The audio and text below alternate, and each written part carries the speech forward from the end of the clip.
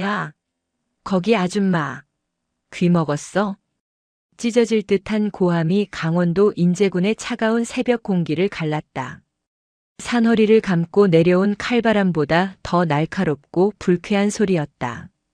제12보병사단 연병장. 취임식을 앞두고 엄숙한 긴장감이 감돌아야 할 이곳은 한 중년 남자의 짜증 섞인 목소리로 난장판이 되어가고 있었다. 목소리의 주인공은 사단 작전 부사단장인 곽정근 준장이었다. 번들거리는 가죽 장갑을 낀 손으로 그는 연병장 단상 위를 삿대질하고 있었다. 내가 지금 묻잖아. 귀가 먹었냐고. 신성한 연병장에서 뭐하는 짓이야 지금. 곽정근의 시선 끝에는 낡은 회색 트레이닝복을 입은 한 여자가 서 있었다. 챙이 넓은 등산용 모자를 푹 눌러 쓴 그녀는 곽정근의 고함에도 아랑곳하지 않고 묵묵히 쌀이 빗자루를 움직이고 있었다. 삭삭. 메마른 땅을 쓰는 규칙적인 소리만이 곽정근의 분노를 자극했다. 새벽 안개가 채 거치지 않은 연병장은 엉망이었다. 며칠 전 내린 눈이 녹았다 얼기를 반복하며 질척거리는 흙탕물이 튀어 있었고 단상 구석에는 새들이 싸지른 배설물이 하얗게 굳어 있었다. 여자는 그 지저분한 단상을 구석구석 쓸어내고 있었다. 곽정근은 기가 찼다. 오늘이 어떤 날인가? 육군 역사상 최연소 사단장이자 전설적인 특수전 사령부 출신의 송미진 소장이 부임하는 날이었다. 의전과 보여주기에 목숨을 거는 곽정근에게 오늘은 자신의 군 생활 명운이 걸린 날이나 다름없었다. 그런데 감히 용역업체 청소부 따위가 회방을 놓다니. 이 여편네가 진짜 돌았나? 참다 못한 곽정근이 단상 위로 성큼성큼 올라갔다. 육중한 군화발이 단상 나무 바닥을 쿵쿵 울렸다. 그는 거칠게 숨을 몰아쉬며 여자의 어깨를 낚아챘다. 어디서 건방지게 사람 말을 무시해? 너 내가 누군지 몰라? 여기 별이 안 보여? 곽정근은 자신의 야전 상의에 박힌 은색 별 하나를 툭툭 쳤다. 그제야 빗자루질이 멈췄다. 여자가 천천히 고개를 돌려 곽정근을 바라봤다. 눌러쓴 모자 챙 아래로 드러난 눈빛은 깊고 고요했다. 마치 산짐승이 먹잇감을 탐색하듯 감정 없는 눈동자였다. 하지만 흥분한 곽정근의 눈에는 그저 겁먹어서 아무 말도 못하는 촌부로 보일 뿐이었다. 죄송합니다. 너무 지저분해서요. 여자의 목소리는 낮고 차분했다. 그러나 곽정근은 그 차분함조차 비위가 상했다. 싹싹 빌어도 모자랄 판에 말대꾸라니.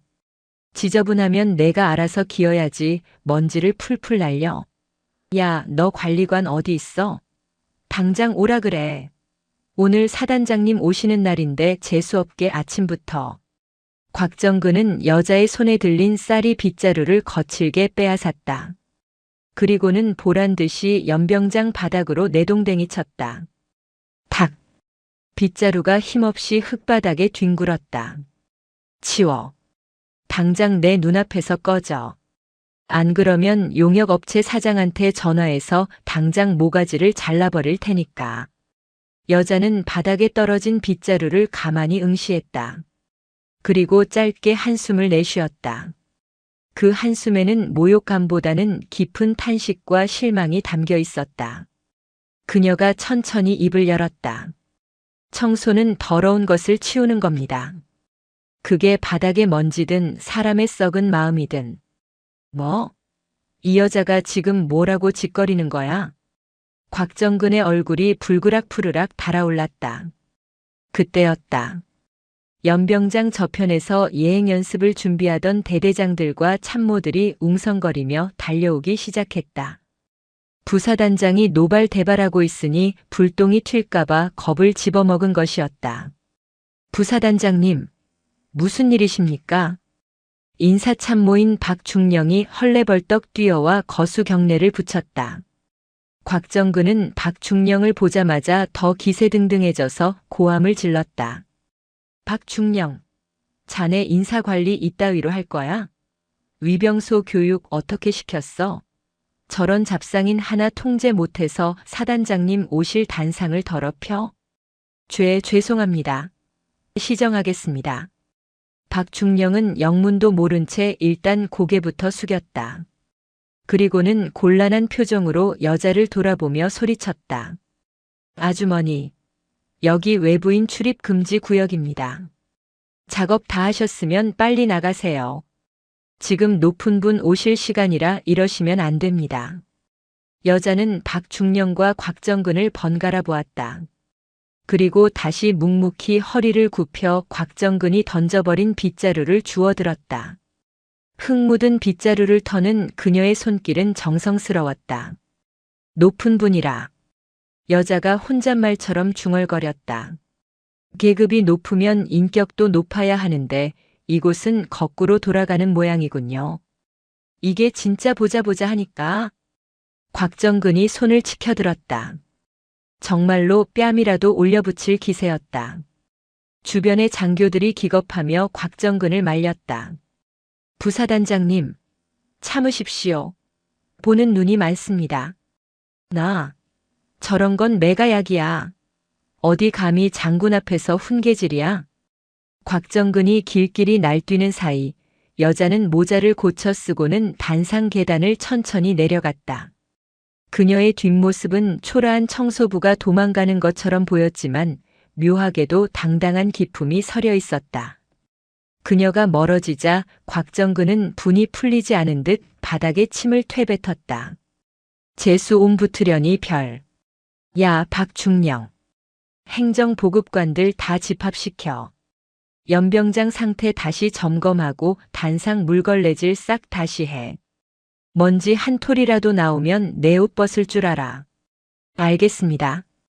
곽정근은 자신의 군화에 묻은 흙을 신경질적으로 털어내며 시계를 보았다. 오전 9시. 취임식까지 딱 1시간 남았다. 그는 거울을 보며 흐트러진 넥타이를 바로잡았다. 송미진 소장. 독종이라던데. 오늘 눈도장 제대로 찍어야 한다. 내년 진급 심사가 코앞이야. 곽정근은 자신의 미래가 얼마나 밝을지 상상하며 입꼬리를 올렸다. 방금 자신이 쫓아낸 여자가 누구인지, 그리고 그 여자가 쥐고 있던 빗자루가 잠시 후 자신에게 어떤 재앙을 가져다 줄지 꿈에도 모른 채. 같은 시각 사단 본청 뒤편 주차장. 연병장에서 쫓겨난 여자는 본청 건물 뒷문으로 향했다. 그곳에는 검은색 정장을 입은 비서실장이 초조하게 서성이고 있었다. 그는 멀리서 걸어오는 여자를 발견하자마자 사색이 되어 달려왔다. 사단장님, 도대체 어디 가셨던 겁니까? 관사에 안 계셔서 얼마나 찾았는지 아십니까? 여자는 신임 제12보병 사단장 송미진 소장은 눌렀었던 등산 모자를 벗어 비서실장에게 건넸다. 땀에 젖은 머리카락이 차가운 바람에 흩날렸다. 산책 좀 했다. 부대 공기가 어떤지 궁금해서. 산책을 왜 그 차림으로? 아니, 그 빗자루는 또 뭡니까? 비서실장은 송미진의 손에 들린 낡은 쌀이 빗자루를 보고 눈을 동그랗게 떴다. 송미진은 빗자루를 소중하게 쓰다듬으며 피식 웃었다. 이게 아주 물건이야. 썩은 걸 쓸어내는 데는 이만한 게 없거든. 네. 김 실장, 내 정복 준비됐지? 네, 집무실에 걸어두었습니다. 시간 없습니다. 지금 바로 환복하시고 예행 연습 없이 바로 행사장으로 이동하셔야 합니다.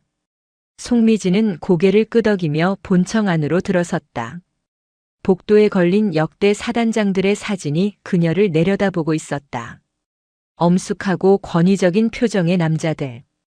그 사이를 걸어가는 송미진의 눈매가 매섭게 변했다. 김 실장. 네, 사단장님. 작전부사단장 곽정근 준장. 그 사람 인사기록 카드랑 최근 3년간 부대 감찰 기록, 지금 당장 내 책상 위에 올려놔. 비서실장은 갑작스러운 지시에 당황했지만 송미진의 서늘한 목소리에 군말 없이 대답했다. 알겠습니다. 그런데 갑자기 곽정근 준장은 왜? 송미진은 대답 대신 입가에 비릿한 미소를 띄었다. 조금 전 곽정근이 자신에게 내뱉었던 욕설과 삿대질이 생생하게 떠올랐다. 어디 감히 장군 앞에서 훈계질이야? 그녀는 속으로 중얼거렸다. 그래, 자네 말이 맞아. 장군 앞에서는 예의를 지켜야지. 그게 군인의 기본이니까. 집무실 문이 열리고 마네킹에 걸린 정복이 그녀를 맞이했다. 어깨 위에서 찬란하게 빛나는 두 개의 별 소장 계급장이 조명을 받아 번쩍였다. 송미진은 트레이닝복 상의 지퍼를 내렸다. 이제 사냥을 시작할 시간이었다. 오전 10시 정각. 제12보병사단 대연병장은 긴장감으로 팽팽했다. 1만여 명의 장병들이 오와 열을 맞춰 도열해 있었고 단상 양옆에는 지역 유지들과 군 관계자들이 귀빈석을 채우고 있었다. 곽정근 준장은 단상 바로 아래 지휘관 대열의 맨 앞줄에 서 있었다. 그는 끊임없이 헛기침하며 목을 가다듬었다. 오늘따라 유난히 입이 바짝바짝 말랐다. 완벽해. 먼지 하나 없이 깨끗해. 그는 자신이 지시한 대로 반들반들하게 닦인 단상을 보며 흡족해했다. 아침에 그 미친 청소부 여자가 설친 것만 빼면 모든 게 순조로웠다. 그때 사회자의 우렁찬 목소리가 스피커를 타고 흘러나왔다. 제35대 사단장 송미진 소장님 입장. 웅장한 군악대의 연주가 시작되었다. 쿵, 쿵, 쿵. 큰 북소리가 심장을 때렸다. 연병장 입구에서 검은색 지휘관 차량이 멈춰섰다. 운전병이 뒷문을 열자 눈부시게 닦인 전투화를 신은 발이 먼저 땅을 밟았다. 이어 정복 차림의 송미진이 모습을 드러냈다. 그녀는 천천히, 아주 천천히 레드카펫을 밟으며 단상 쪽으로 걸어왔다. 그녀가 걸음을 옮길 때마다 가슴에 달린 수많은 약장이 햇빛을 받아 반짝거렸다. 그녀의 표정은 얼음장처럼 차가웠고 시선은 정면을 향해 고정되어 있었다. 곽정근은 최대한 절도 있는 자세로 경례를 올릴 준비를 했다. 드디어 오시는군. 카리스마가 장난이 아닌데? 송미진이 지휘관 대열 앞을 지나갈 때였다. 곽정근은 숨을 들이마시며 목청껏 소리쳤다. 충성. 그의 목소리는 누구보다 컸다. 송미진이 잠시 걸음을 멈췄다. 곽정근은 속으로 쾌재를 불렀다. 사단장님이 내 우렁찬 경례 소리에 감동하셨구나. 그는 손끝이 떨릴 정도로 힘을 주어 경례 자세를 유지했다. 하지만 송미진은 곽정근의 경례를 받아주지 않았다. 대신 고개를 천천히 돌려 곽정근의 얼굴을 정면으로 응시했다. 선글라스 너머의 눈동자가 곽정근의 눈과 마주쳤다. 순간 곽정근의 심장이 덜컥 내려앉았다. 어디선가 본 듯한 눈빛. 아주 불길하고 익숙한 그 눈빛. 설마. 아니야. 그럴 리가 없어. 송미진은 의미심장한 미소를 짓고는 다시 단상 위로 올라갔다. 또각또각. 구두 소리가 곽정근의 귓가에 이명처럼 울렸다. 단상 중앙에 선 송미진은 마이크 앞에 섰다. 그녀는 준비된 취임사 원고를 펼치지 않았다. 대신 연병장을 가득 메운 장병들을 그리고 그 맨 앞줄에서 식은땀을 흘리고 있는 곽정근을 내려다보았다. 정적이 흘렀다. 숨막히는 침묵이었다. 송미진이 마이크를 잡고 첫마디를 떼었다. 반갑습니다. 제12보병 사단장 송미진 소장입니다. 스피커를 타고 흐르는 목소리. 곽정근의 무릎이 휘청거렸다. 그 목소리였다. 아침에 빗자루를 들고 있던 그 여자의 목소리. 취임사에 앞서 오늘 아침 이 연병장에서 있었던 작은 일화 하나를 이야기할까 합니다. 송미진의 시선이 정확히 곽정근에게 꽂혔다. 오늘 새벽 제가 사복을 입고 이 단상을 청소하고 있을 때였습니다. 한 간부가 저에게 다가와 빗자루를 빼서 던지더군요. 연병장이 술렁거렸다. 귀빈석에 앉아있던 군단장과 시장, 국회의원들이 서로를 쳐다보며 수군거렸다. 곽정근의 얼굴은 이미 잿빛으로 변해 있었다. 그 간부는 저에게 이렇게 말했습니다. 어디서 건방지게 사람 말을 무시해? 너 내가 누군지 몰라? 여기 별이 안 보여? 라고요. 송미진은 잠시 말을 멈추고 자신의 어깨에 달린 2개의 별을 손가락으로 가리켰다. 그래서 제가 대답해 주려 합니다. 별은 여기 있습니다.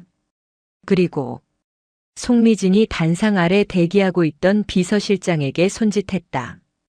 비서실장이 들고 있던 무언가를 단상 위로 올렸다. 그것은 아침에 곽정근이 집어 던졌던 흙먼지 묻은 낡은 쌀이 빗자루였다.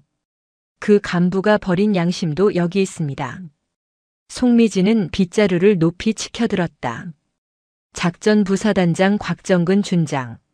서슬 퍼런 호명에 곽정근은 저도 모르게 비명을 지르듯 대답했다. 네. 예. 준장 곽정근. 지금 즉시 단상 위로 올라옵니다. 모든 시선이 곽정근에게 꽂혔다. 그것은 존경의 시선이 아닌 처형대에 오르는 죄인을 바라보는 경멸과 호기심의 눈빛이었다. 곽정근은 후들거리는 다리를 억지로 끌며 단상 계단을 올랐다. 계단 하나하나가 천낭떠러지처럼 느껴졌다. 단상 위에 올라선 곽정근은 감히 송미진과 눈을 마주치지 못하고 고개를 푹 숙였다. 송미진이 그에게 빗자루를 내밀었다. 자네가 아침에 말했지. 청소를 할 거면 제대로 하라고. 사단장님. 죽을 죄를 지었습니다. 제발 한 번만. 곽정근의 목소리는 모기 소리처럼 기어 들어갔다. 송미진은 차가운 목소리로 말을 잘랐다. 명령이다. 이 빗자루 들고 지금부터 연병장 끝까지 쓸고 온다. 먼지 한 톨이라도 나오면 자네 옷벗을 각오하게. 바람이 윙 하고 불었다. 1만 명 앞에서 빗자루를 받아든 별들의 수치, 곽정근 준장의 손이 사시나무 떨듯 떨리고 있었다. 사각. 치욕스러운 소리가 멈춘 것은 장장 1시간이 지난 후였다. 곽정근 준장은 마지막 빗자루질을 마치고 거친 숨을 몰아쉬었다. 그의 이마에는 식은땀이 비오듯 흘렀고 곱게 다려 입었던 정복 바지 밑단은 흙투성이가 되어 있었다. 무엇보다 참을 수 없는 것은 손바닥에 잡힌 물집이 아니라 등 뒤에서 느껴지는 수천 개의 시선이었다. 병사들은 감히 웃지도 못하고 숨을 죽인 채 그 광경을 지켜봤다. 하지만 곽정근은 알고 있었다. 저 침묵 속에 조롱과 경멸이 섞여 있다는 것을. 고생하셨습니다, 부사단장님. 송미진 사단장의 목소리가 머리 위에서 들려왔다. 곽정근은 이를 악물고 고개를 들었다. 단상 위에서 내려다보는 그녀의 눈은 여전히 서늘했다. 청소가 꽤 마음에 드는군요. 앞으로도 그 정신 잊지 마시길 바랍니다. 명심. 하겠습니다. 사단장님. 곽정근은 억지로 대답했다. 속에서는 뜨거운 용암이 끓어올랐지만 지금은 머리를 숙여야 했다. 송미진은 짧게 고개를 끄덕이고는 뒤도 돌아보지 않고 단상을 내려가 지휘관 차량에 올랐다. 차가 떠나고 행사가 종료되자마자 곽정근은 빗자루를 수행부관에게 집어 던지듯 넘겼다. 차 대기시켜. 당장. 사단 본청 2층 작전부사단장실. 으악. 곽정근은 방에 들어오자마자 책상 위에 있던 명패를 집어 던졌다. 묵직한 작의 명패가 벽에 부딪혀 산산조각이 났다. 이 미친년이 감히 육사 선배인 나를 개망신을 줘? 특전사 출신이면 다야? 여기가 무슨 야전 훈련장인 줄 아나. 그는 분을 이기지 못해 소파를 발로 걷어찼다. 옆에 서 있던 부관 김대위는 겁에 질려 고개만 숙이고 있었다. 곽정근은 넥타이를 거칠게 풀어 헤치며 냉장고에서 생수를 꺼내 단숨에 들이켰다. 차가운 물이 들어가자 이성이 아주 조금 돌아왔다. 그는 씩씩거리며 소파에 주저앉았다. 눈앞이 캄캄했다. 오늘 일은 삽시간에 전군에 퍼질 것이다. 빗자루 준장. 이 딱지가 붙으면 진급은커녕 옷을 벗어야 할지도 몰랐다. 하지만 곽정근은 호락호락하게 당할 위인이 아니었다. 그는 군 생활 30년을 오로지 정치와 줄타기로 버텨온 인간이었다. 실력은 없어도 살아남는 법은 누구보다 잘 알았다. 김대위. 예. 부사단장님. 문 걸어 잠가. 그리고 내 개인 휴대전화 가져와. 곽정근의 눈이 뱀처럼 가늘어졌다. 그는 연락처 목록을 뒤지기 시작했다. 육군본부 인사참모부장, 국방부 정책실장, 그리고 자신의 뒤를 봐주는 군단장까지. 소위 하나회의 망령을 이어받았다고 자부하는 사조직의 형님들 이름이 줄줄이 떴다. 송미진. 내가 칼을 뽑았다 이거지. 그래, 어디 여자가 감히 장군 노릇을 하려들어. 내가 내 그 별 2개 똥물에 튀겨주마. 그는 첫 번째 통화 버튼을 눌렀다. 목소리는 방금 전까지 소리를 지르던 야수가 아닌 억울함을 호소하는 가련한 양처럼 변해 있었다. 아이고 형님. 접니다 정근이. 아, 글쎄 제가 오늘 죽을 뻔했습니다. 새로운 사단장이 여자지 않습니까? 아주 히스테리가 장난이 아닙니다. 네. 말도 마십시오. 제가 훈계 좀 했다고 취임식장에서 빗자루질을 시키더라니까요. 예, 병사들 다 보는 앞에서요. 이건 명백한 인권 침해이자 직권 남용 아닙니까? 곽정근은 교묘하게 사실을 비틀었다. 자신이 먼저 욕설을 하고 행패를 부린 사실은 쏙 빼놓고 송미진이 감정적으로 자신을 학대했다는 식으로 말을 꾸며냈다. 네네. 맞습니다. 여자가 지휘봉을 잡으니 부대가 산으로 갑니다. 형님이 군단장님께 말씀 좀 잘 드려주십시오. 저 억울해서 못 삽니다. 전화를 끄는 곽정근의 입가에 비열한 미소가 번졌다. 그는 곧바로 참모장실로 내선 전화를 걸었다. 참모장. 나야. 오늘 저녁에 주요 참모들 다 집합시켜. 장소는 위병소박 청솔 가든으로. 사단장?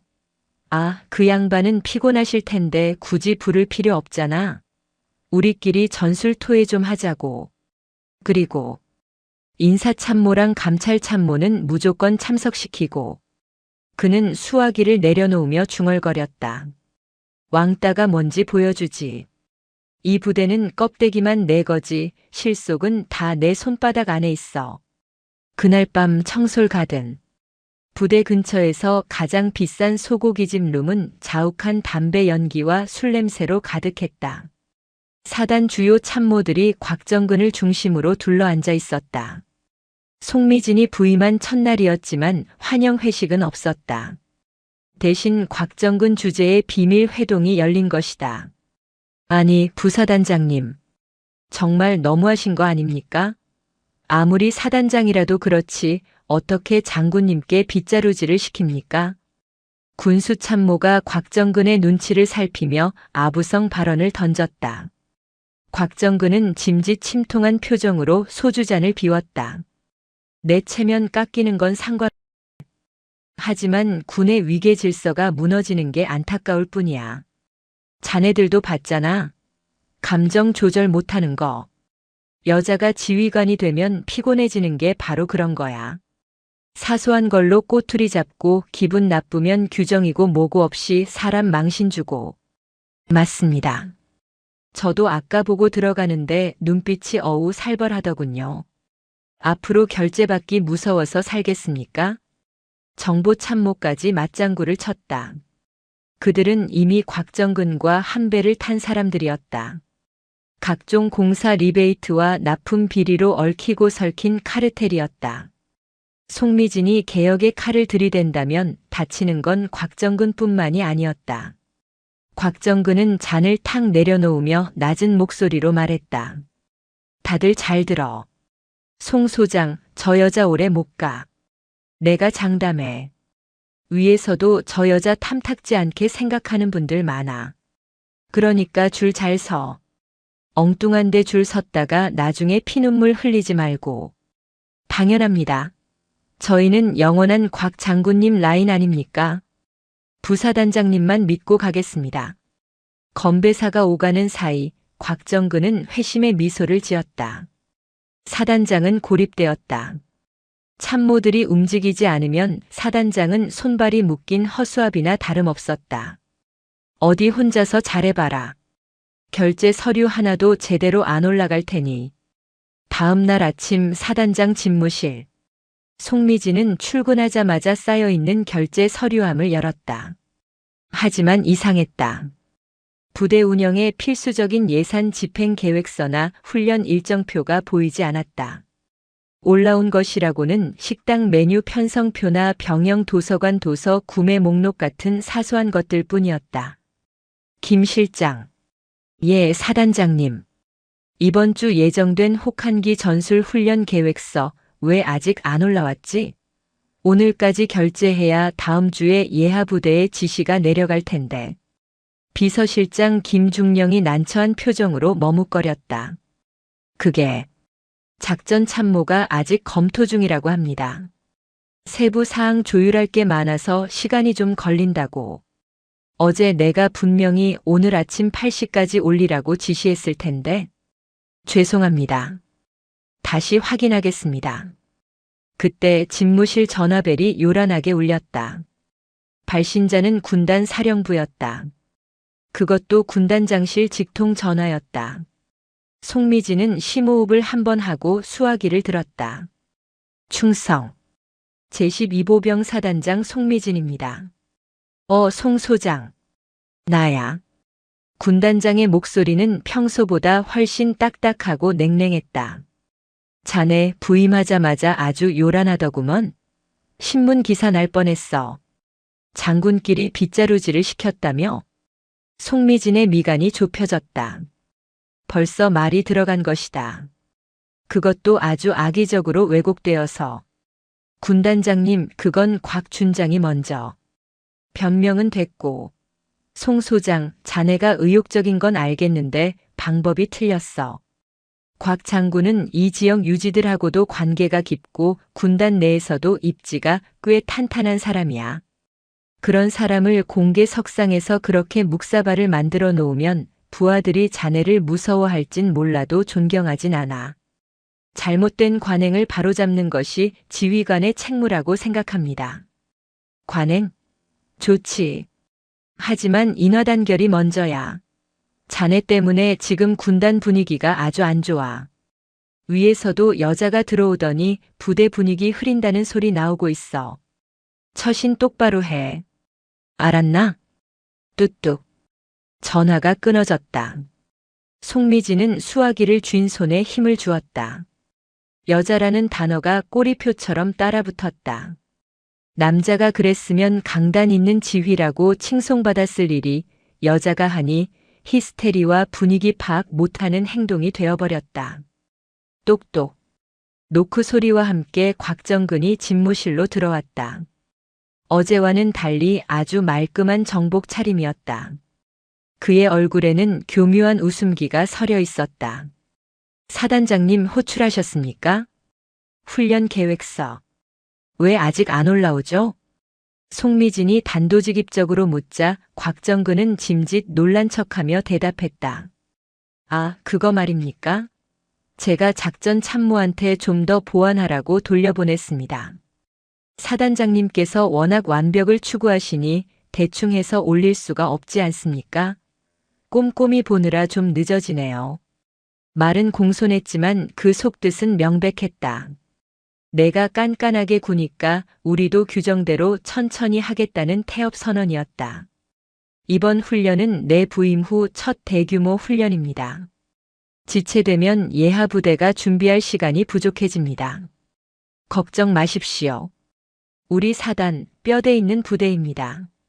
며칠 늦게 지시 내려가도 알아서 잘 굴러갑니다. 아, 그리고 곽정근은 품에서 서류 봉투 하나를 꺼내 책상 위에 올려놓았다. 이건 지역발전협의회 초청장입니다.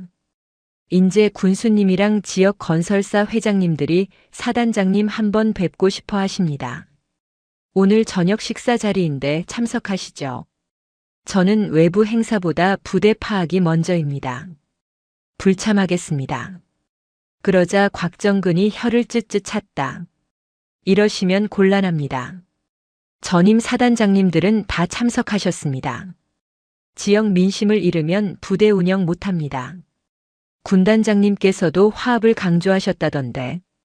곽정근은 이미 군단장과의 통화 내용을 알고 있다는 듯 은근히 압박했다. 송미진은 그제야 깨달았다. 자신의 집무실박, 아니 이 사령부 전체가 보이지 않는 벽으로 둘러싸여 있다는 것을. 이 남자는 단순한 똥별이 아니었다. 사단이라는 거대한 조직의 생리를 이용해 자신을 식물 사단장으로 만들려는 기생충이었다.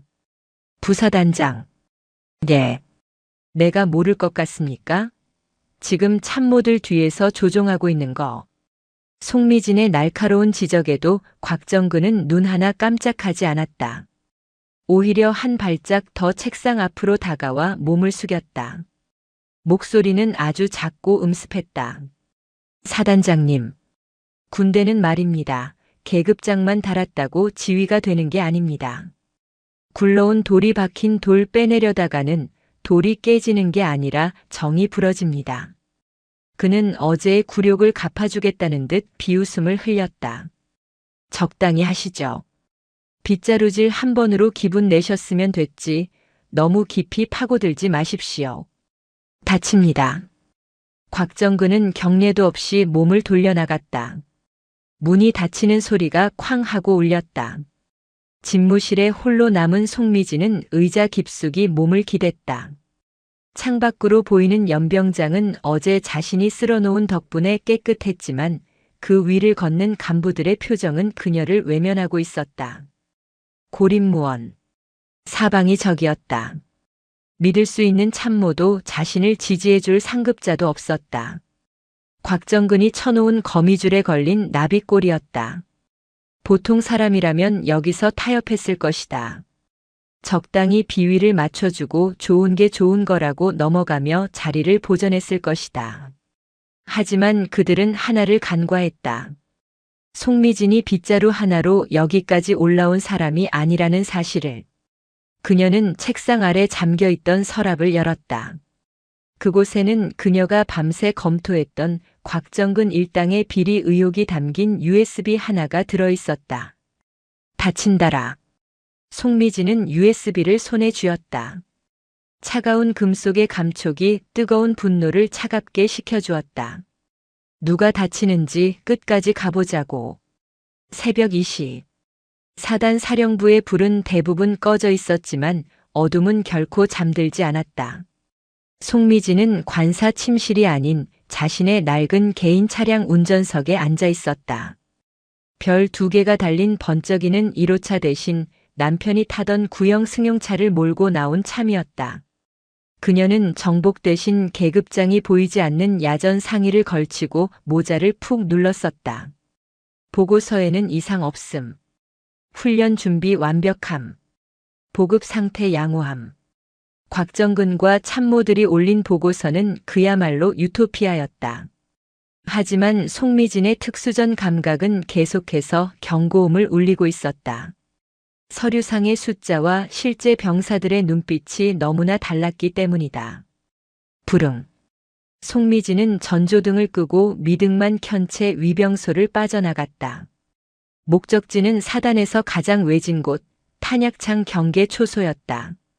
참모들의 손길이 닿지 않는 하지만 병사들의 숨소리가 가장 거친 곳. 산길을 30분쯤 달렸을까. 어둠 속에 웅크린 초소가 보였다. 영하 15도의 살인적인 추위였다. 송미진은 차를 숲속에 세워두고 그림자처럼 초소로 접근했다. 누구냐? 움직이면 쏜다. 앳된 목소리에 수화가 들려왔다. 잔뜩 긴장해서 갈라진 목소리였다. 암구호. 송미진이 낮게 대답하자 초병은 당황한 듯 총구를 겨누며 우물쭈물했다. 송미진은 천천히 모자를 벗어 얼굴을 드러냈다. 달빛에 비친 그녀의 얼굴을 확인한 초병의 눈이 휘둥그레졌다.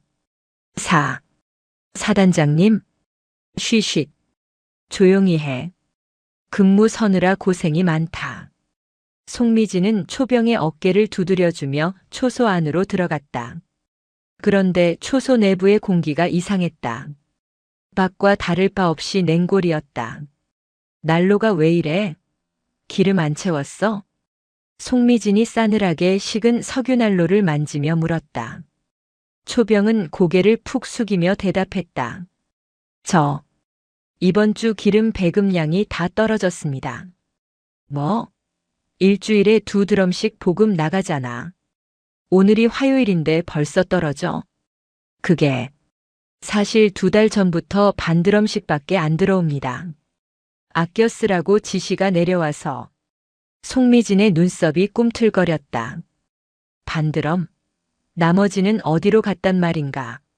그녀는 끓어오르는 화를 억누르며 초소 뒤편에 있는 휴게실 컨테이너 문을 열었다.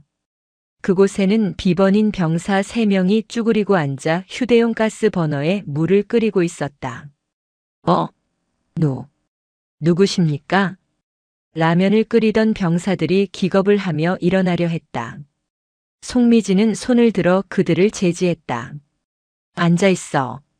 나도 배가 고파서 좀 끼어들자. 사단장이, 그것도 취임식 때 준장을 빗자루질 시킨 그 무서운 사단장이 새벽에 나타나 라면을 달라고 한다. 병사들은 얼어붙어서 말도 못하고 서로 눈치만 봤다. 송미진은 냄비 안을 들여다보았다.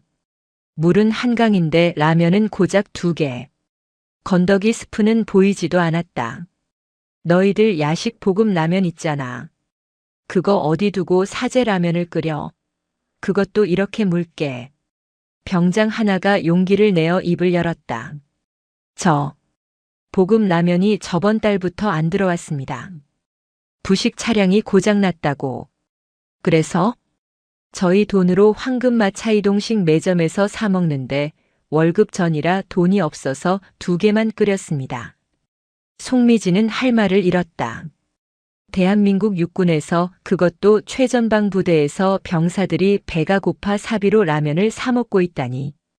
심지어 난방유도 없어서 입김을 호호 불어가면서. 송미진은 주머니에서 나무젓가락을 꺼내 퉁퉁 불어버린 면발을 건져 올렸다. 먹자. 다 불겠다. 그녀는 병사들과 머리를 맞대고 밍밍한 라면 국물을 들이켰다. 맛이 없었다. 소금기조차 느껴지지 않는 맹탕이었다.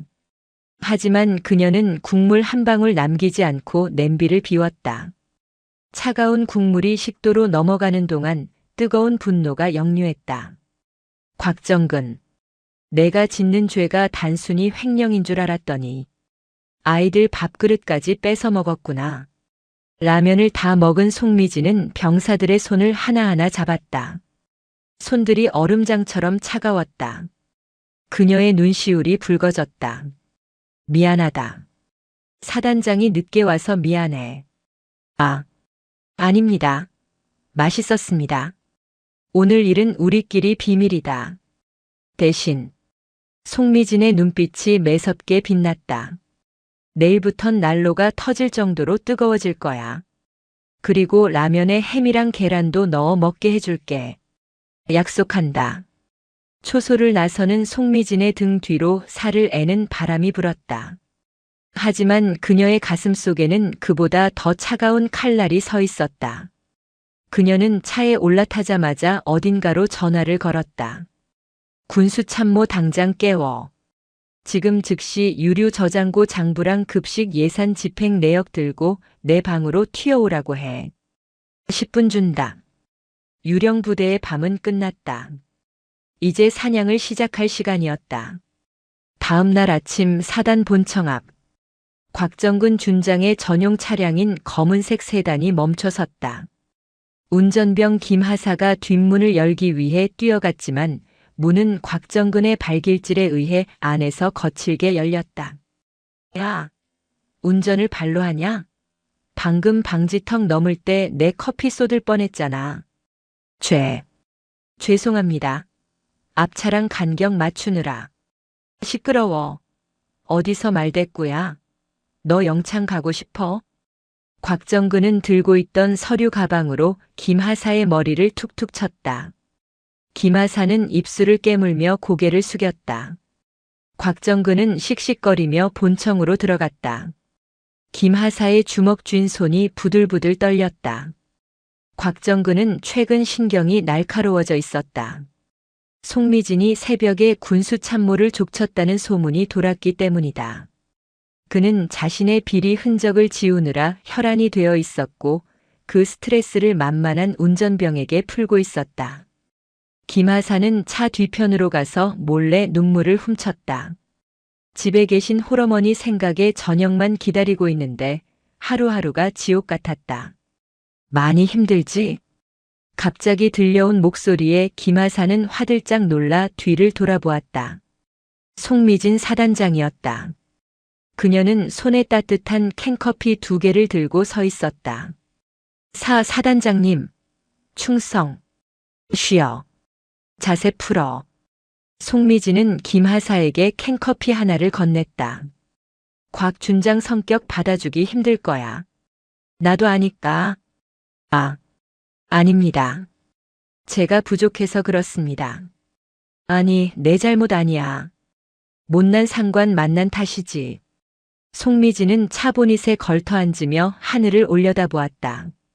김하사, 너희 어머니 편찮으시다며? 곽 준장이 휴가도 잘 안 보내준다면서. 김하사의 눈이 커졌다. 사단장이 일개 운전병의 가정사까지 알고 있을 줄은 몰랐다. 그걸 어떻게 해? 지휘관은 부하들 사정을 아는 게 일이니까. 이번 주말에 특별 휴가 다녀와. 어머니 모시고 병원도 가고. 김하사의 눈에서 기어이 눈물이 터져 나왔다. 곽정근은 자신의 휴가증을 찢으며 운전병이 어딜 가냐고 비웃었었다.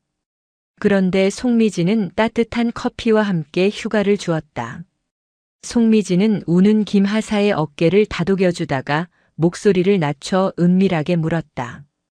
그런데 김하사, 내가 너한테 부탁 하나만 해도 될까? 말씀만 하십시오. 목숨이라도 바치겠습니다. 목숨까진 필요 없고.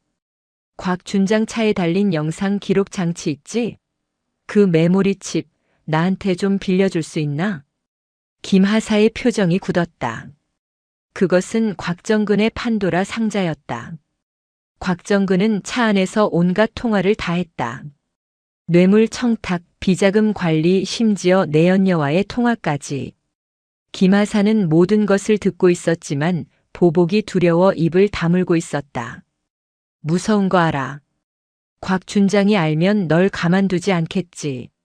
하지만 내가 널 지켜줄게. 내가 전역하는 그날까지, 아니 전역하고 나서도 아무도 널 건드리지 못하게 할게. 송미진의 눈은 흔들림이 없었다. 그 눈빛은 곽정근의 탐욕스러운 눈과는 달랐다. 신뢰와 확신이 담긴 눈이었다. 김하사는 잠시 갈등했다. 하지만 오늘 아침 곽정근이 자신의 머리를 치며 모욕을 주던 기억이 떠올랐다. 그는 결심한 듯 주머니에 손을 넣었다. 사실 부사단장님이 지우라고 할까봐 제가 몰래 백업해둔 게 있습니다. 김하사는 꼬깃꼬깃한 휴지 속에 감싸둔 작은 메모리 칩을 꺼냈다.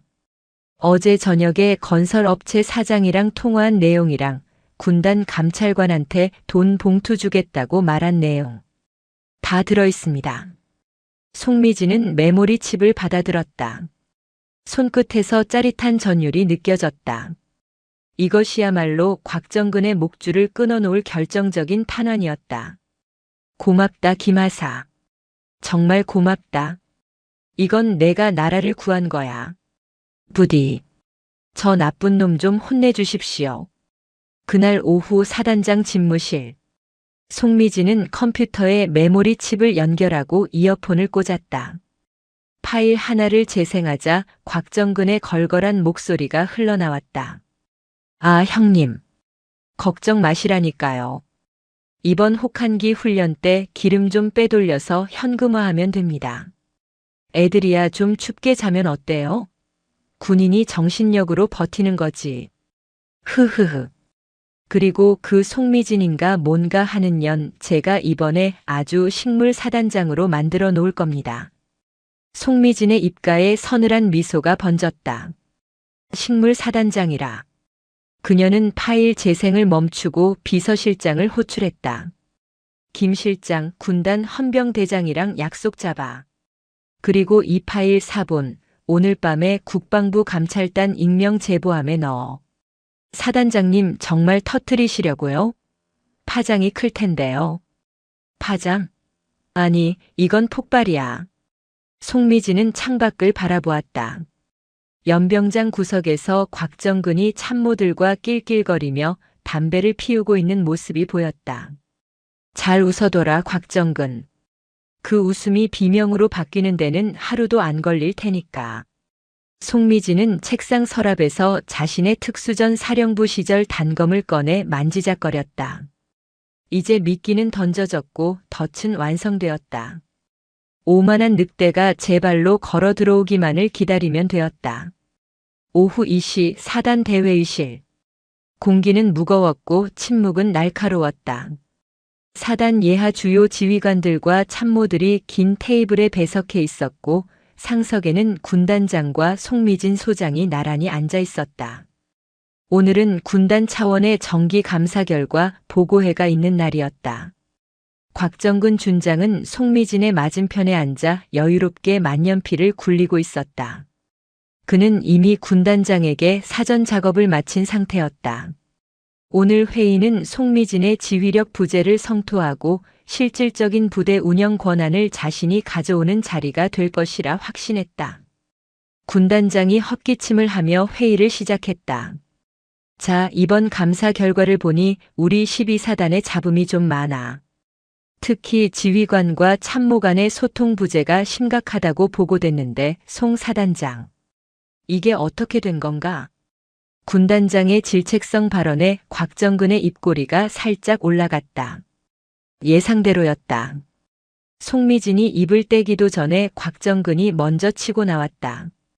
군단장님, 그 점에 대해 제가 작전 부사단장으로서 말씀드려도 되겠습니까? 해보게. 송 사단장님께서 부임하신 후 지나치게 파격적인 행보를 보이셔서 참모들이 당황하고 있습니다. 특히 규정을 무시한 야간 불시 순찰이나 병사들의 사소한 민원에 일일이 대응하시느라 정작 중요한 작전 계획 수립은 뒷전이십니다. 이렇다 보니 지휘 체계의 혼선이. 곽정근은 유창하게 거짓말을 늘어놓았다.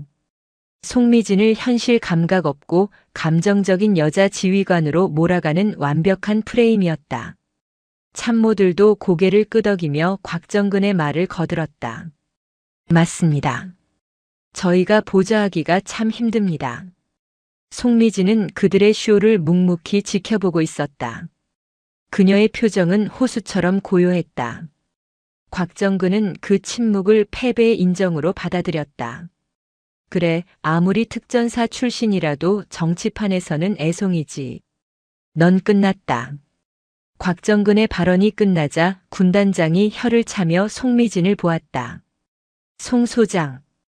자네, 내 기대가 컸는데 실망이군. 부사단장 말이 사실인가? 송미진이 천천히 자리에서 일어났다.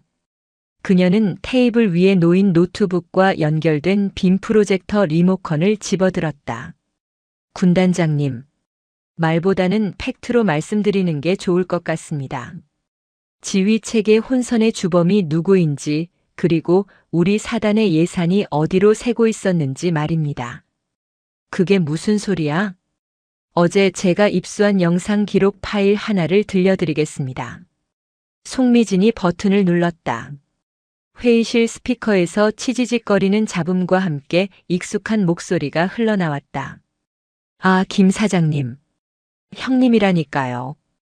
걱정 마시라니까. 이번 혹한기 훈련 때 난방유 2000리터 정도 빼돌릴 수 있습니다. 장부 조작하는 거야 내 전문이지. 애들이야 뭐 좀 춥게 자면 어때요? 군인이 정신력으로 버티는 거지. 흐흐흐. 그 돈으로 우리 지난번에 봤던 강남 빌딩이나 계약합시다. 순간 곽정근의 만년필이 바닥으로 떨어졌다. 딸그락. 회의실 안의 모든 시선이 그에게 꽂혔다. 스피커 속의 목소리는 누가 들어도 명백한 곽정근이었다. 에이, 이건. 곽정근의 얼굴이 백지장처럼 하얗게 질렸다. 하지만 영상은 멈추지 않았다. 그리고 그 송미진인가 뭔가 하는 년 제가 이번에 아주 식물 사단장으로 만들어 놓을 겁니다. 군단장님께도 제가 용돈 좀 찔러드렸으니까 내 편 들어주실 겁니다. 쾅.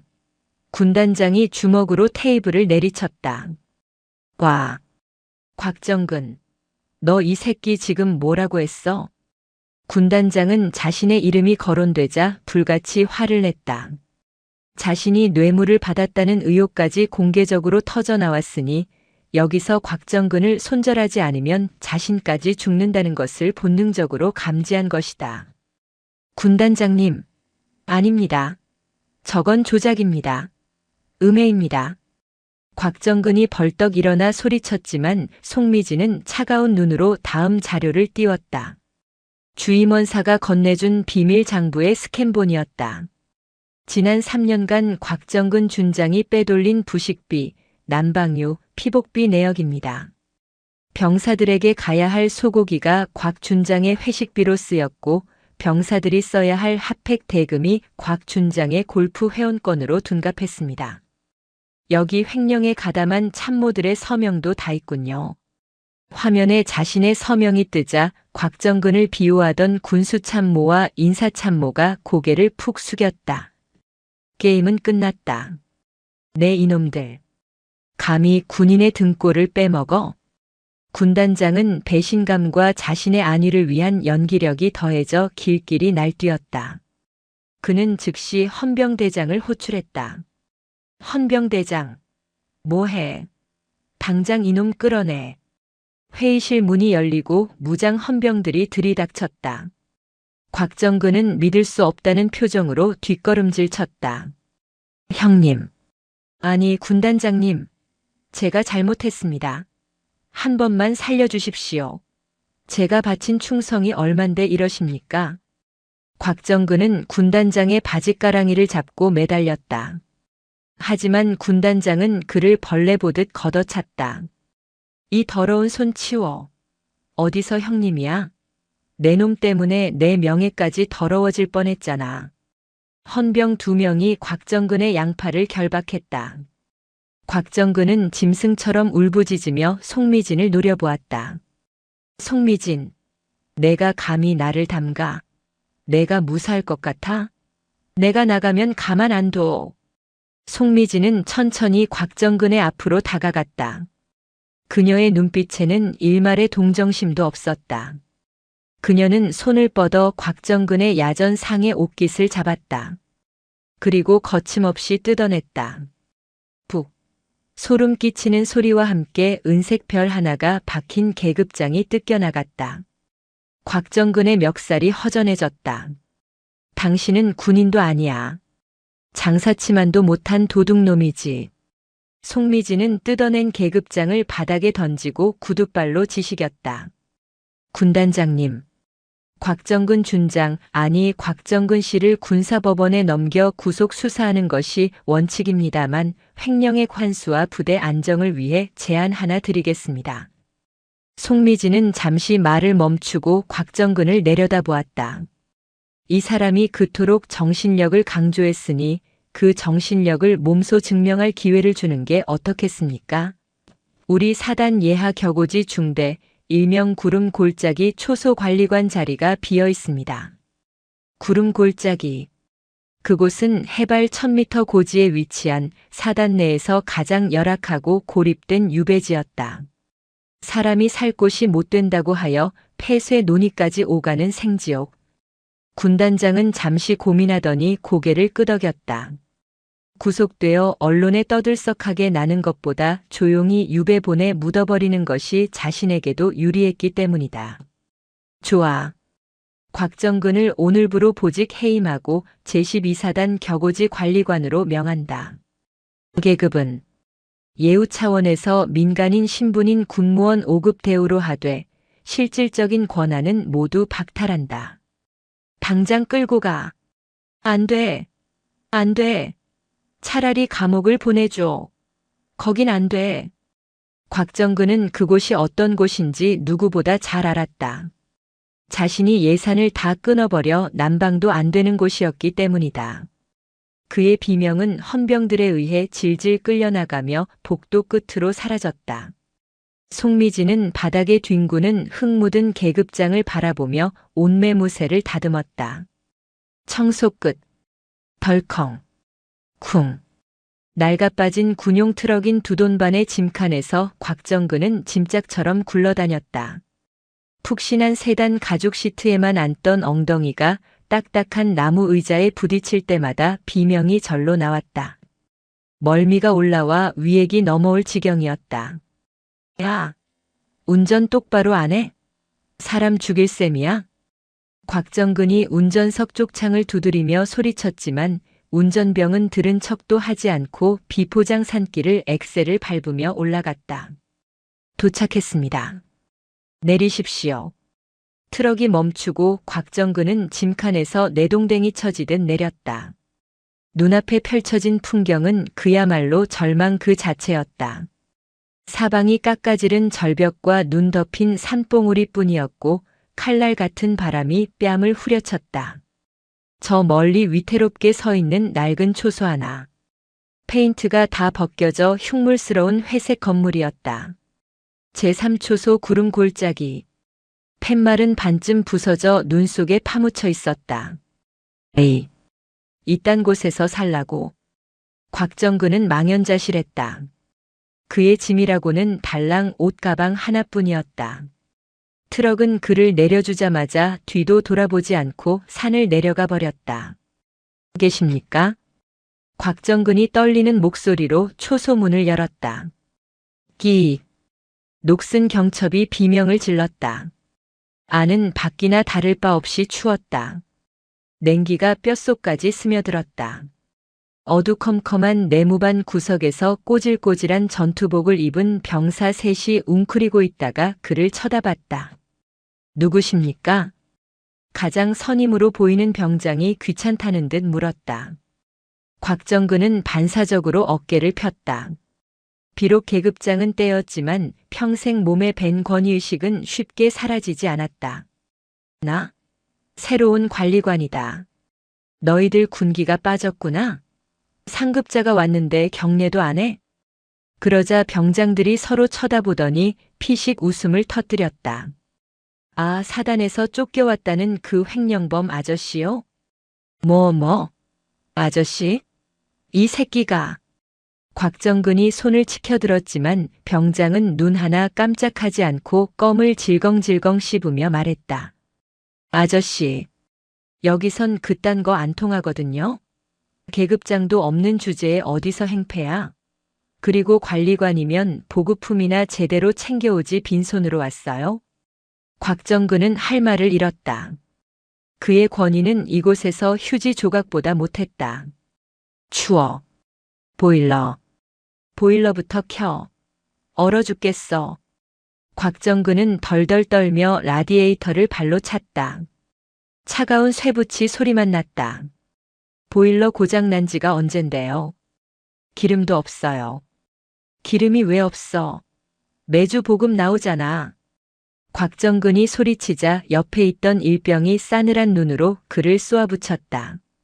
그거 아저씨가 다 떼먹었다면서요. 사단에서 난방유 끄는 게 곽정근 준장 지시라고 공문 내려왔었는데 본인이 끊어놓고 왜 우리한테 난리예요? 순간 곽정근은 망치로 머리를 얻어맞은 듯 멍해졌다. 그랬다. 야, 구름 골짜기 거기는 사람도 별로 없는데 기름 아깝게 뭐하러 줘? 그냥 반으로 줄여. 남는 건 현금화해서 내 비자금 통장에 넣고. 지난달 따뜻한 집무실에 앉아 군수 참모에게 했던 지시가 자신의 목을 조르는 밧줄이 되어 돌아왔다. 자신이 빼돌린 그 기름 때문에 지금 자신이 이 냉동고 같은 방에서 얼어 죽게 생긴 것이다. 아, 아. 곽정근은 바닥에 주저앉았다. 입에서 하얀 입김이 뿜어져 나왔다. 손발 감각이 없어지기 시작했다. 밥 좀 줘. 배고파 죽겠어. 그는 체면이고 뭐고 다 버리고 병사에게 애원했다. 아침부터 끌려다니느라 한 끼도 못 먹은 상태였다. 병장이 한숨을 쉬더니 구석에 있던 냄비를 가져왔다. 드슈. 남은 게 이거밖에 없으니까. 식어 빠진 라면이었다. 국물은 허옇고 면은 퉁퉁 불어 터져 있었다. 곽정근은 허겁지겁 냄비에 코를 박고 라면을 들이켰다. 왜? 이게 뭐야? 맹물이잖아. 스프 안 넣었어? 그가 인상을 찌푸리며 뱉어내자 병사들이 그를 비웃으며 말했다. 볶음 라면에 스프가 안 들어있더라고요. 어떤 도둑놈이 스프 납품 업체랑 짜고 싼 걸로 바꿨다나 뭐라나. 꼬우면 드시지 마시든가. 곽정근의 손이 멈췄다. 젓가락이 후들후들 떨렸다. 이것도 자신의 짓이었다. 급식 납품 비리. 업체 사장에게 뇌물을 받고 질 나쁜 라면을 납품하게 눈감아준 대가. 그 맛없는, 아니 역겨운 맛이 바로 자신의 탐욕의 맛이었다. 흑. 곽정근은 퉁퉁 부른 면발을 씹으며 눈물을 흘렸다. 너무 춥고 너무 배고프고 너무 서러웠다. 하지만 누구를 원망할 수도 없었다. 이 지옥의 모든 고통은 자신이 직접 설계한 것이었으니까. 밤이 깊어지자 산바람은 태풍처럼 변해 창문을 미친 듯이 흔들었다. 곽정근은 얇은 모포 한 장을 뒤집어 쓰고 웅크렸다. 옆에 누운 병사들은 서로의 체온을 나누며 잠들었지만 곽정근은 병사들에게 다가갈 수도 없었다. 추워. 너무 추워. 그는 덜덜 떨리는 손을 겨드랑이에 끼워 넣으며 생각했다. 지난 수십 년간 자신이 병사들에게 했던 말. 군인은 정신력이다. 개소리였다.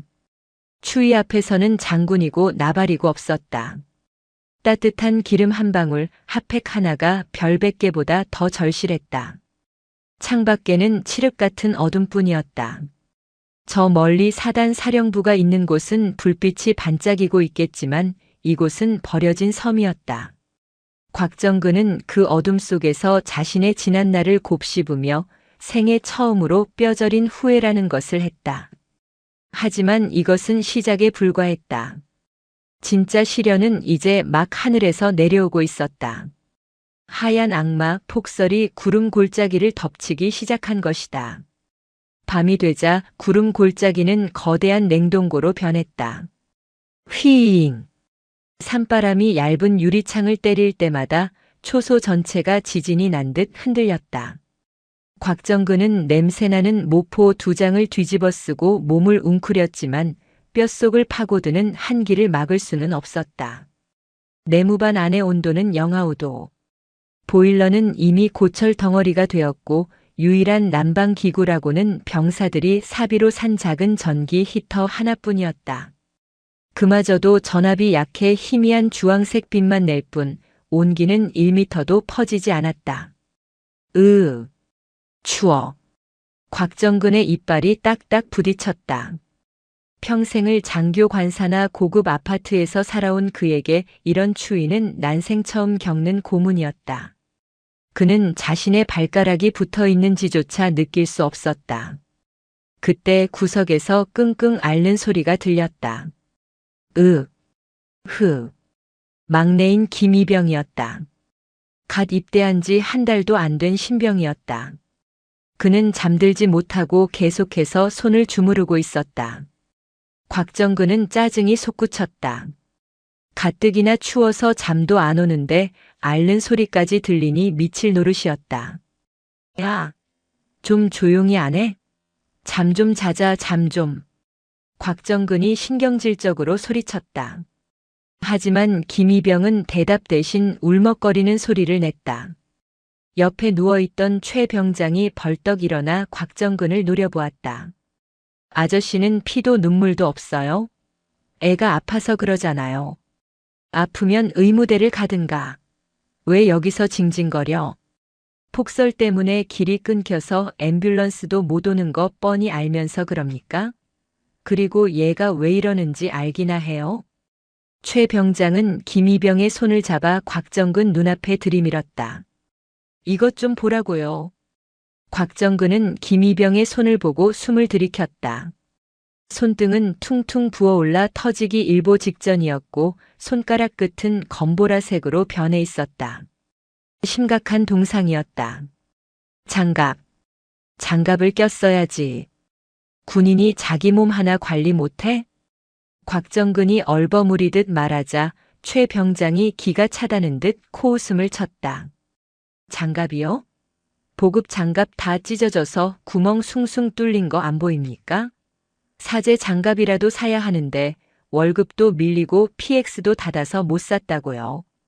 누구 때문에 피복비 예산이 삭감돼서 새 장갑 보급이 안 나왔는데요. 곽정근의 말문이 막혔다.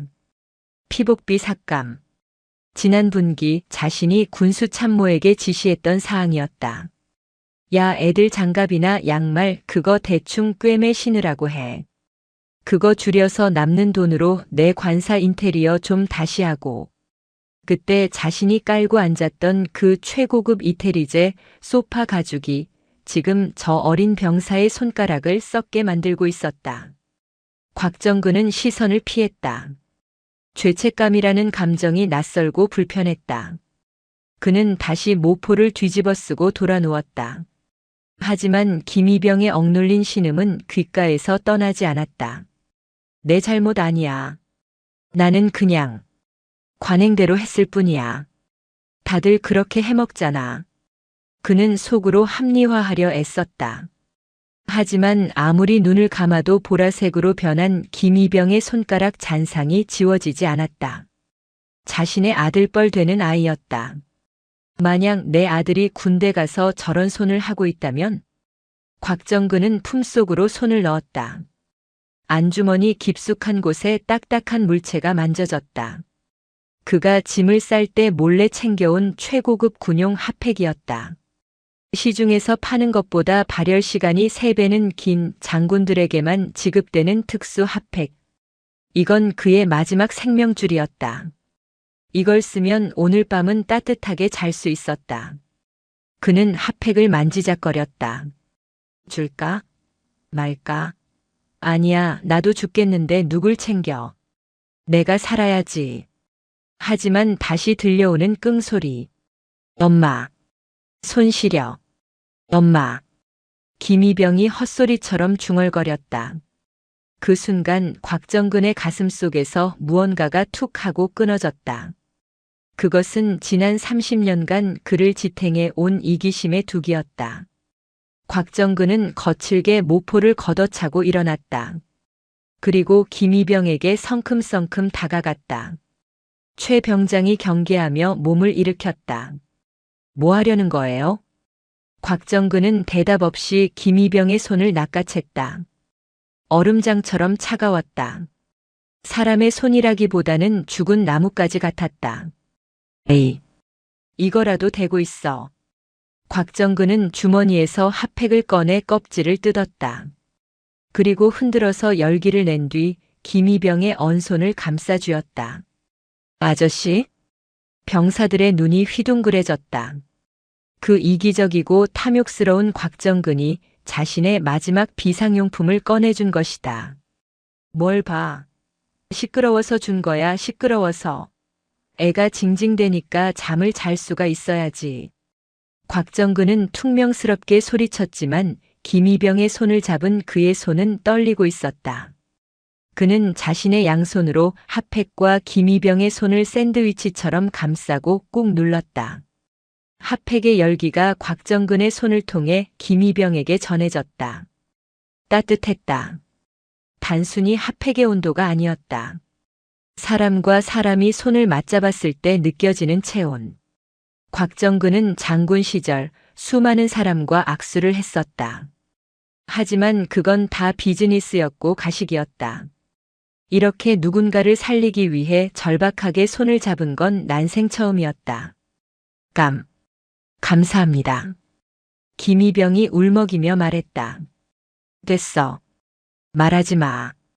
입 얼어. 곽정근은 김이병의 손을 계속 문질렀다. 1시간, 2시간. 곽정근의 손도 감각이 없어질 정도로 시려왔지만 그는 멈추지 않았다. 어느새 김이병의 보라색 손가락에 희미하게 붉은 혈색이 돌기 시작했다. 그 모습을 지켜보던 최 병장이 슬그머니 다가와 곽정근의 어깨에 자신의 깔깔이방한 내피를 덮어주었다. 관리관님도 춥잖아요. 이거 입으세요. 필요 없어. 너나 입어. 그냥 입으세요. 그러다 감기 걸립니다. 곽정근은 더 이상 거절하지 않았다.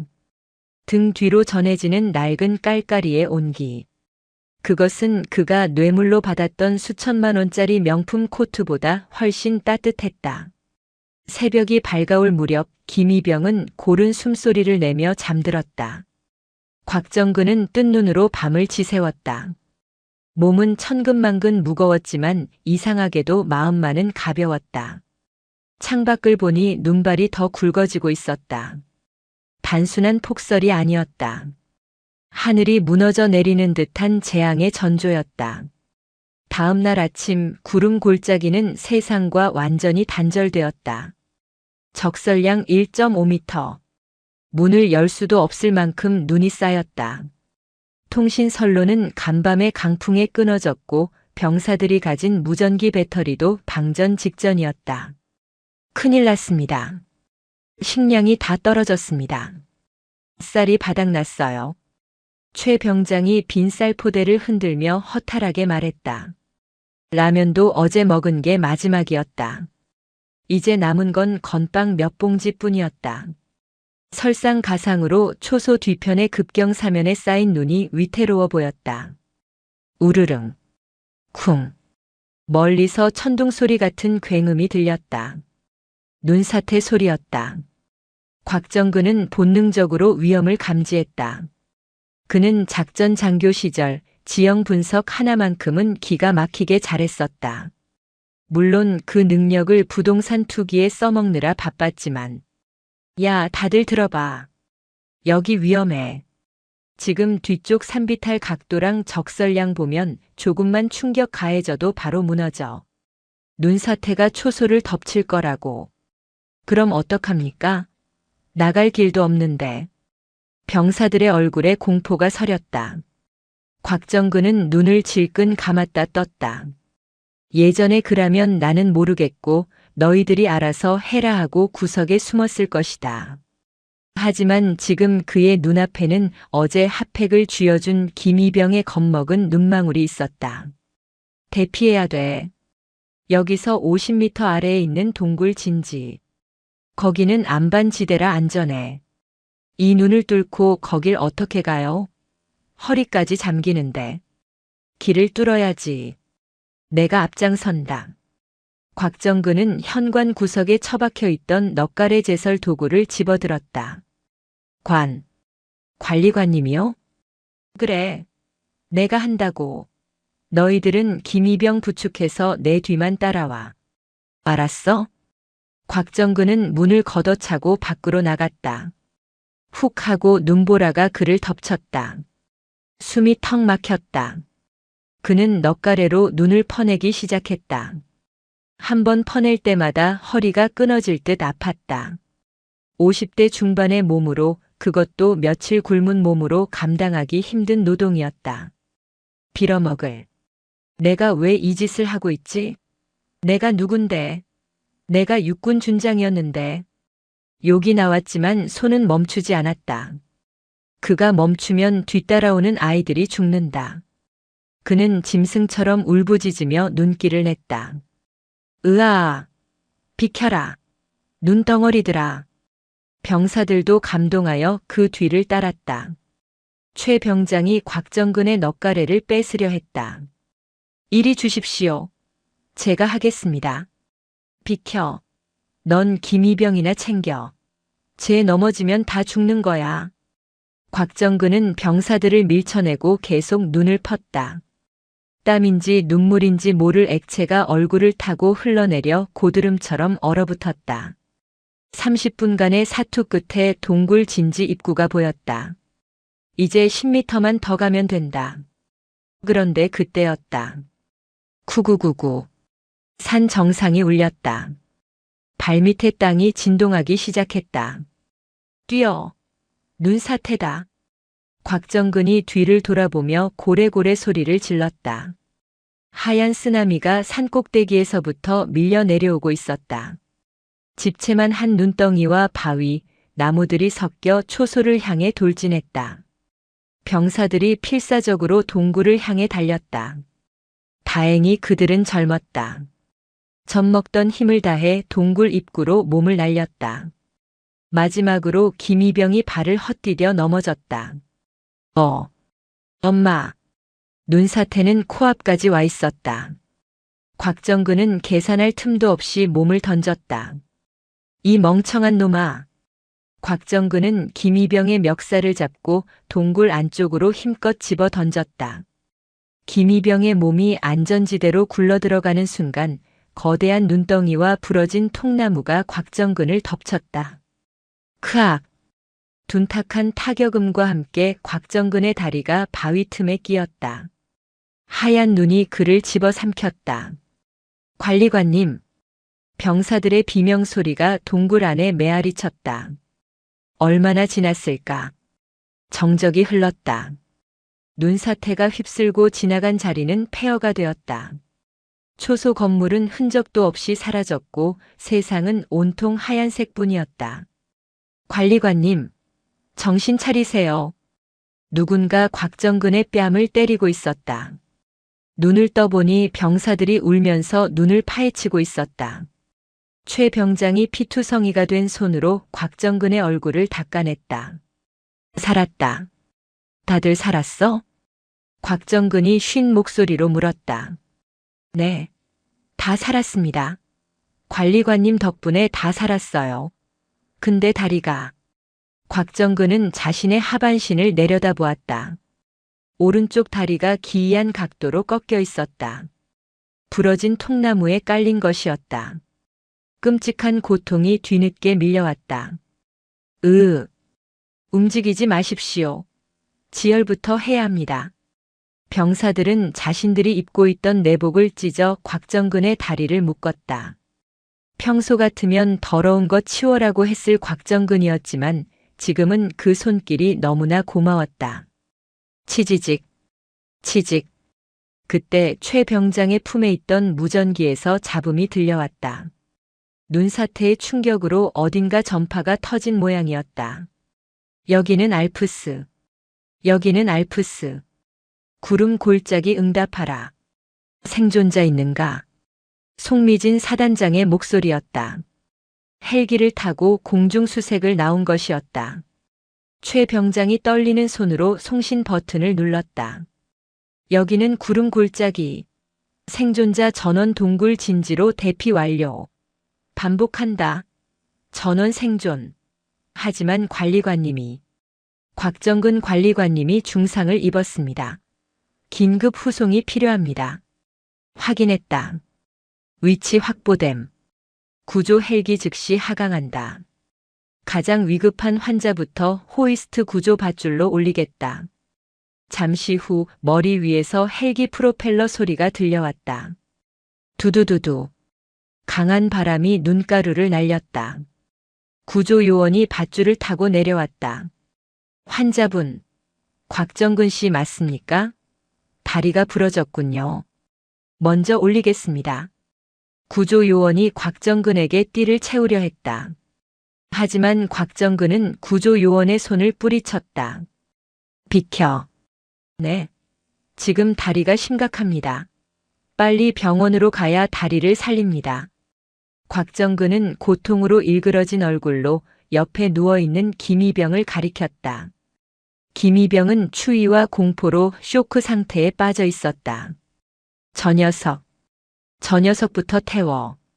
관리관님, 무슨 말씀이십니까? 님부터 사셔야죠. 최 병장이 울면서 소리쳤다. 곽정근은 피 묻은 입술로 씩 웃었다. 나는 늙었잖아. 다리 하나쯤 없어도 돼. 근데 쟤는 이제 20살이야. 손가락 잘리면 안 되잖아. 피아노 치는 놈이라며. 어젯밤 김이병이 헛소리로 피아노를 치고 싶다고 했던 말을 곽정근은 기억하고 있었다. 곽정근 씨, 지체할 시간 없습니다. 구조요원이 재촉하자 곽정근이 버럭 소리를 질렀다. 야 임마, 내가 누군지 알아? 나 육군 준장 출신 곽정근이야. 내 명령 안 들려? 애들부터 태우라고. 그것은 그가 평생 질러온 고함 중 가장 위엄있고 가장 아름다운 고함이었다. 결국 구조요원은 김이병을 먼저 안고 올라갔다. 멀어지는 김이병을 보며 곽정근은 눈 위에 대자로 누웠다. 차가운 눈이 등 뒤에 닿았지만 춥지 않았다. 가슴 속에서 뜨거운 무언가가 벅차올랐기 때문이다. 아, 이게 군인이었구나. 내 새끼들 지키는 거. 이게 진짜 별을 다는 기분이구나. 헬기에서 내려다보던 송미진은 망원경으로 그 광경을 지켜보고 있었다. 그녀의 눈가에도 물기가 맺혔다. 그녀는 무전기를 들고 나직이 말했다. 알프스 송신.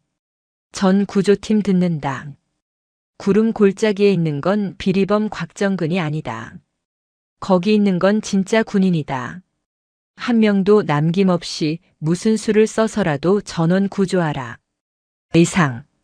다시 내려온 줄을 잡으며 곽정근은 정신을 잃었다. 희미해지는 의식 속에서 그는 처음으로 편안한 미소를 짓고 있었다. 1년 뒤 4월.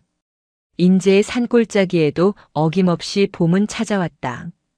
겨우내 세상을 얼릴 듯 기승을 부리던 칼바람은 사라지고 그 자리에 향긋한 산수유 향기가 채워졌다. 제12보 병사단 본청 앞 연병장에는 벚꽃이 눈처럼 흩날리고 있었다. 하지만 달라진 것은 계절뿐만이 아니었다. 점심시간 병사식당 앞.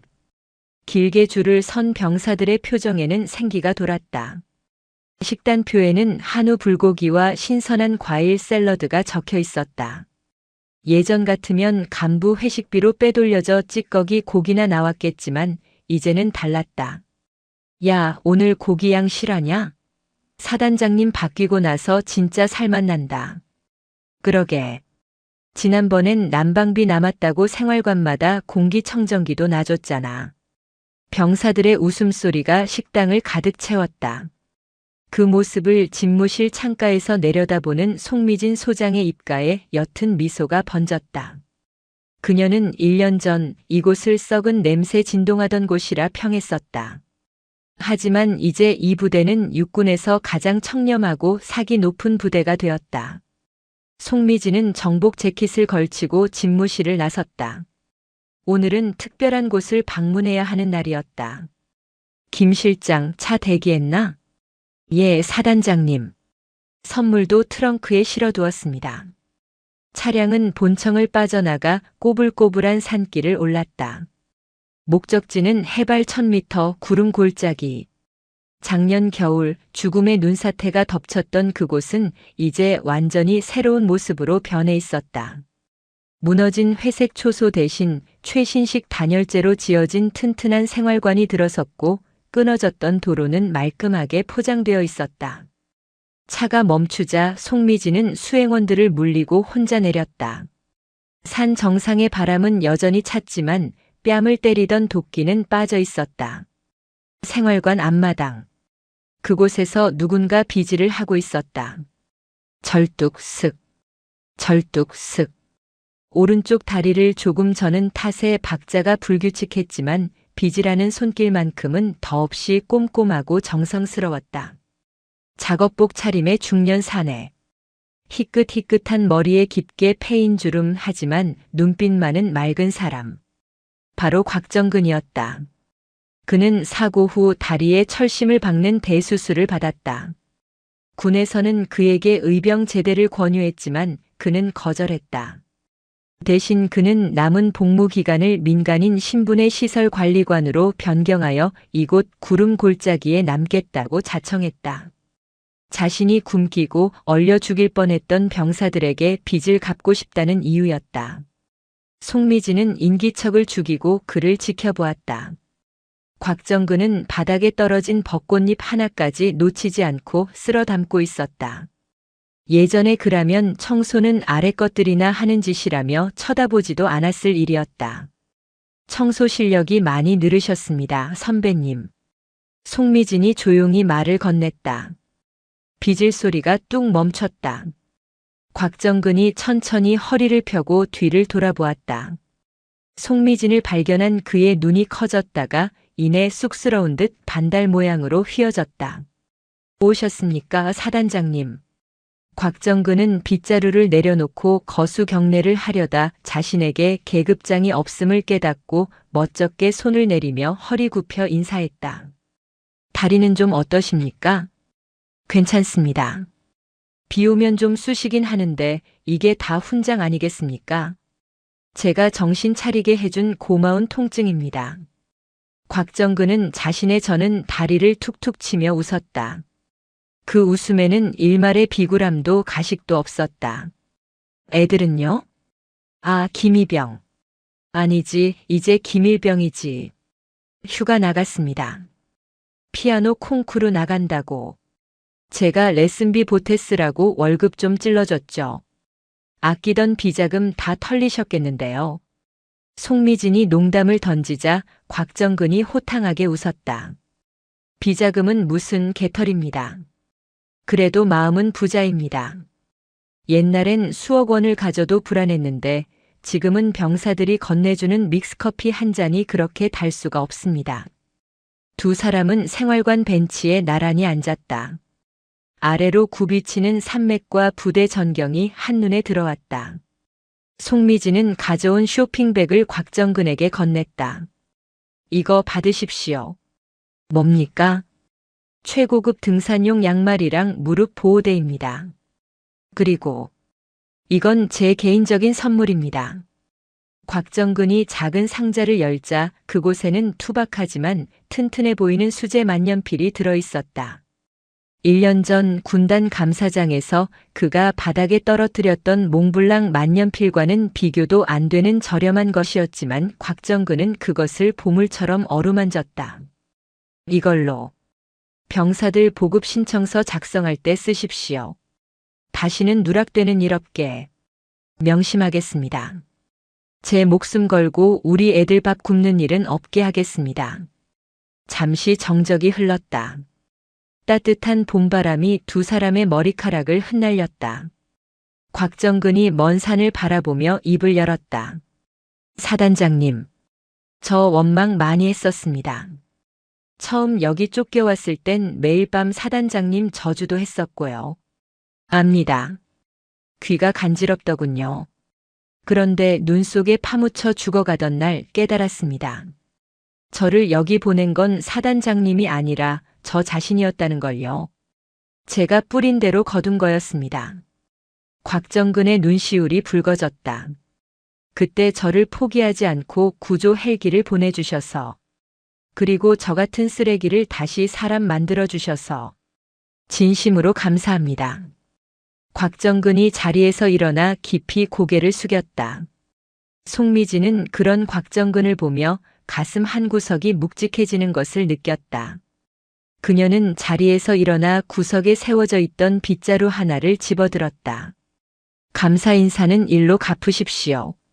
아직 마당에 꽃잎이 많이 남았습니다. 아니, 사단장님? 그건 제가 하겠습니다. 옷 버리십니다. 곽정근이 당황하며 말렸지만 송미진은 이미 익숙한 폼으로 빗자루질을 시작했다. 1년 전 취임식 날 아침에 그랬던 것처럼 청소는 더러운 걸 치우는 거라고 했었죠? 근데 오늘은 다릅니다. 꽃길을 만드는 겁니다. 우리 병사들 걷기 편하게. 송미진의 말에 곽정근이 멍하니 그녀를 바라보다가 이내 피식 웃으며 자신의 빗자루를 다시 잡았다. 사단장님은 정말 못 당하겠습니다. 사그락 사그락. 봄 햇살 아래 두 개의 빗자루 소리가 화음을 이루었다. 하나는 육군 소장의 빗자루, 다른 하나는 달이 저는 관리관의 빗자루. 계급도 출신도 달랐지만 땅을 쓰는 두 사람의 마음은 같았다. 자신의 어깨에 달린 별이 스스로 빛나기 위함이 아니라 어두운 곳에 있는 누군가의 길을 비추기 위해 존재한다는 것. 송미진과 곽정근이 지나간 자리는 깨끗했다. 그 길 위로 씩씩한 군가를 부르며 훈련을 나가는 병사들의 발소리가 힘차게 울려 퍼졌다. 별은 하늘에만 있는 것이 아니었다. 묵묵히 자신의 자리를 쓸고 닦는 빗자루를 든 모든 이들의 땀방울 속에 별은 빛나고 있었다.